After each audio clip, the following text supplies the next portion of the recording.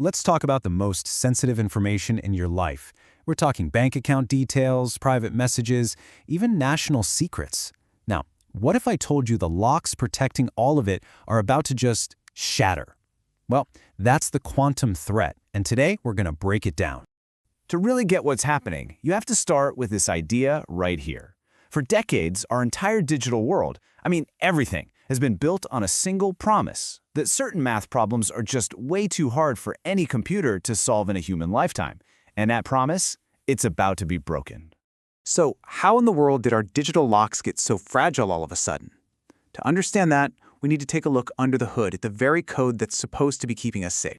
Okay, so our digital security for, banks, hospitals, the whole shebang, it all relies on this really clever idea called trapdoor logic. Think of it like mixing two colors of paint together. Super easy to do, right? But trying to unmix them back to their original colors? Yeah, nearly impossible.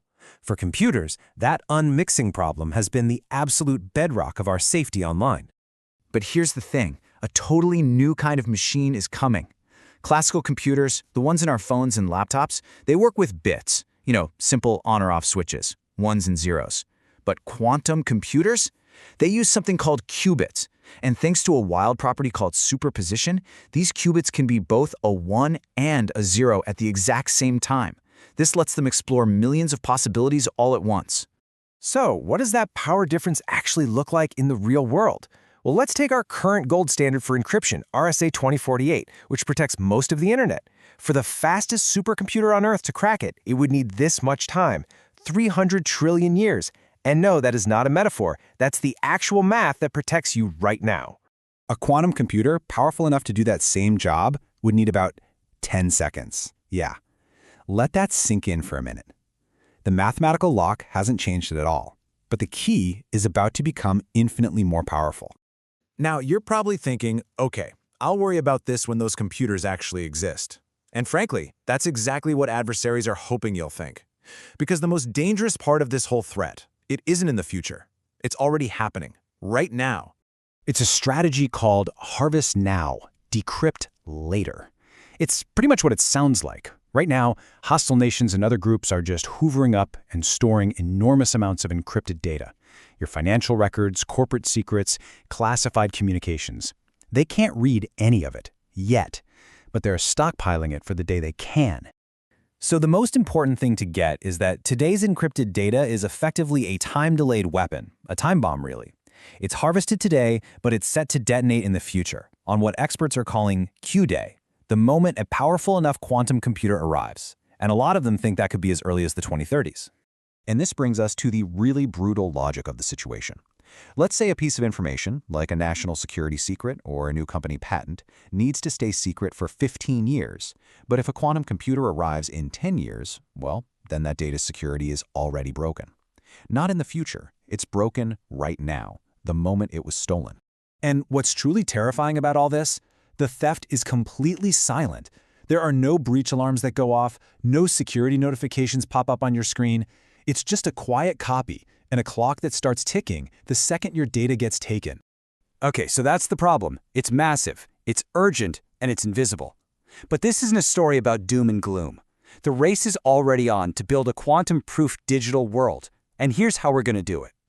The defense is called post-quantum cryptography, or PQC for short. It's a whole new class of encryption that's built on totally different math problems, ones that are believed to be hard for both classical and quantum computers to solve. We're essentially fighting math with, you guessed it, better math. The strategy for getting there safely is what's called a hybrid approach. Basically, organizations keep their current trusted encryption that they're using today, but they add a new, quantum-safe layer right on top of it. It's a belt and suspenders defense, If one layer somehow fails in the future, the other one is still there, holding strong and protecting the data. And this quote, wow, it just brilliantly illustrates the sheer scale of the challenge we're facing. Retrofitting the entire global internet, every bank, every power grid, every single server and satellite, it's a monumental task. It's incredibly complex, it's super expensive, and it has a very, very hard deadline. This challenge requires a deeper, almost philosophical shift. We have to completely abandon the idea of a permanent, unbreakable lock. Digital privacy is no longer a static thing you set and forget. It's now a continuous process of adapting and upgrading our defenses. Experts have a term for this: crypto agility. So, let's just quickly recap the situation on the ground. The math that has protected our digital lives for 40 years is, for all intents and purposes, expiring. The silent harvesting of our encrypted data is already underway. The clock to Q-Day is ticking. And upgrading our entire digital infrastructure, well, it's not a choice anymore. It's an absolute necessity.